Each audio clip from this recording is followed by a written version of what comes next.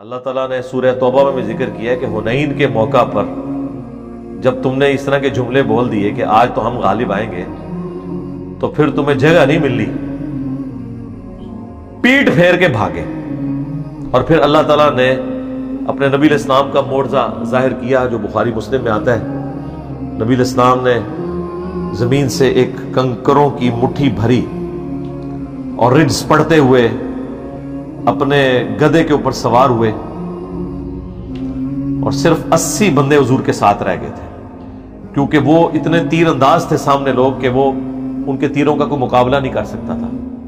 نبی علیہ السلام یوں آگے بڑھے رجز پڑھتے ہوئے، انا النبی لا کذب انا ابن عبد المطلب، میں نبی ہوں، اس میں کوئی شک کی بات نہیں، کوئی جھوٹ نہیں، میں عبد المطلب کا بیٹا ہوں۔ اور پھر آپ نے وہ مٹھی جو بھری ہوئی تھی نا یوں کافروں کی طرف پھینکی، اور ساتھ بولا کہ چہرے ان کے جھلس جائیں اور یہ پیٹ پھیر کر بھاگ جائیں۔ بس حضور کے ساتھ اللہ کی غیبی مدد آئی اور ان کا جو لشکر ہے وہ تتر بتر ہو گیا، مسلمانوں کو فتح نصیب ہوئی، بہت مال غنیمت ہاتھ آیا، بہت زیادہ، حتیٰ کہ 100 اونٹ ابو سفیان کو حضور نے اس موقع پہ گفٹ کر دی۔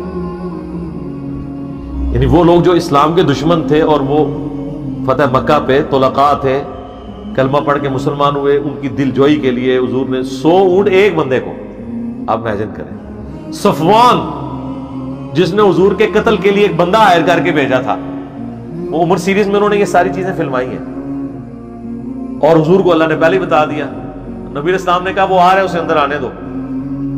ہاں، اب حضور کی تو اللہ نے گارنٹی لی ہوئی تھی، واللہ یعصمک من الناس، اللہ تعالیٰ لوگوں کے اگینسٹ آپ کی حفاظت کرے گا۔ تو خیمے میں حضور نے فرمایا کس ارادے سے آئے ہو؟ مجھے اللہ نے بتا دیا۔ بس وہ اسی ایک بات کے اوپر ہی اس نے جناب اپنا خنجر باہر پھینکا اور حضور کے اوپر ایمان لے آیا، اور اتنا پھر وہ یعنی پکا ایمان والا کہ اس نے جا کے وہاں جا کے اناؤنسمنٹ کی کہ لوگوں مجھے مامور کیا تھا صفوان نے اپنے باپ کا بدلہ لینے کے لیے، ٹھیک ہے، تو دیکھو میں واللہ وہ اللہ کے پیغمبر ہیں، ان کے ساتھ غیبی تائید ہے، اور تم جو مرضی کر لو، شکست تمہارا مقدر ہے، ٹھیک ہے، میں تو اسلام لے آیا ہوں۔ اچھا، اب وہ سارے اسے مارنے کے لیے دوڑے، لیکن صفوان نے ہی نا کہا کہ میں اسے پہلے ہی پناہ دے چکا ہوں، کیونکہ میں نے اسے بھیجنے سے پہلے کہا تھا کہ لائف ٹائم تیرے بیوی بچوں کا خرچہ میرے ذمہ ہے، اگر تجھے کچھ ہو گیا۔ ظاہر اگر وہ حضور پہ حملہ بھی کرتا تو صحابہ نے اسے زندہ چھوڑنا تھا، چونکہ میں زبان دے چکا ہوں۔ اچھا، عربی زبان جب دے دیتے تھے نا، بس یہی اللہ تعالیٰ نے من میں خوبی رکھی ہوئی تھی، پھر گردن ہی کٹتی تھی۔ تو صفوان نے اسے پناہ دے دی۔ اب جب فتح مکہ کا موقع آیا ہے تو جن جن کی جو جو رشتہ داریاں تھیں، ان کی آخری کوشش تھی کہ اب انہوں نے تو یا تو عرب کی سرزمین چھوڑ دیں گے یا قتل ہوں گے۔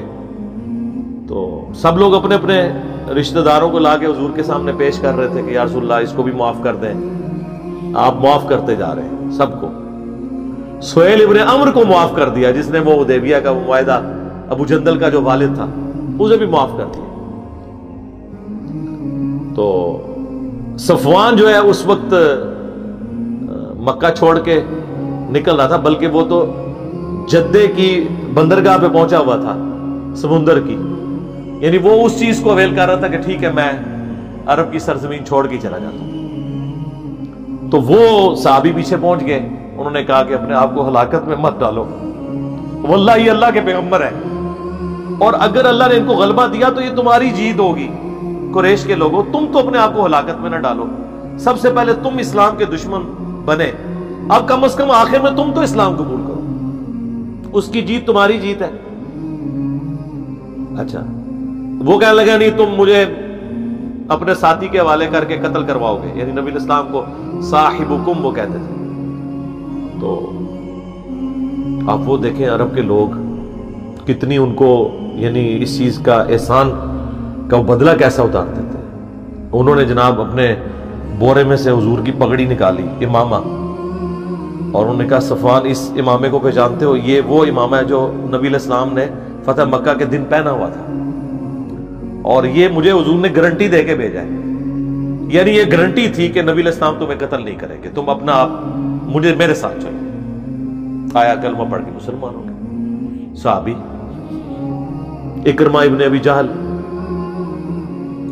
وہ بھی بھاگ گیا، ابو جہل کا بیٹا، وہ سنن نسائی میں آتا ہے۔ راستے میں سمندر کی موجیں آئیں اور سب لوگ وہاں اللہ کو پکار رہے ہیں۔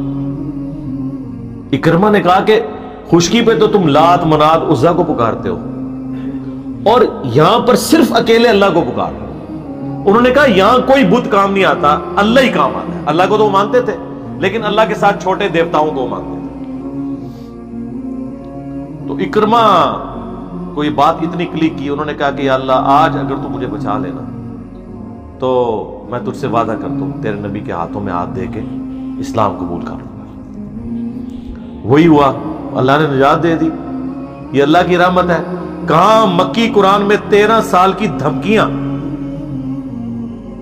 اور کیسی دھمکیاں کہ اگر ایمان نہیں لاؤ گے تو تم پہ وہی عذاب آئے گا جو قوم عاد پہ آیا، قوم سمود پہ آیا، قوم شعیب پہ آیا۔ دھمکیوں سے بھرا ہوا قرآن، اور اینڈ کیا ہو رہا ہے؟ ساروں کی معافی ہو رہی ہے۔ یہ ہے اللہ کی رحمت۔ ہونا تو چاہیے تھا وہ دھمکیاں ایگزیکیوٹ ہوتی لیکن نہیں ہوئی۔ اکرمہ جناب اس نے کہا کہ نبی علیہ السلام بھی تو یہی کہتے ہیں خشکی پہ کہ ایک اللہ کو پکارو، سمندر کی موجوں میں تم بھی مواحد ہو، ٹھیک ہے؟ اور اندازہ کریں مشرکین عرب یہ نہیں کہتے تھے یا بہاول آگ بیڑا تاک، یا معین الدین چشتی پار لگا دے کشتی۔ موجوں میں وہ بھی اکیلے اللہ کو پکارتے تھے۔ واپس آئے، پیش ہوئے، اسلام قبول کر لیا۔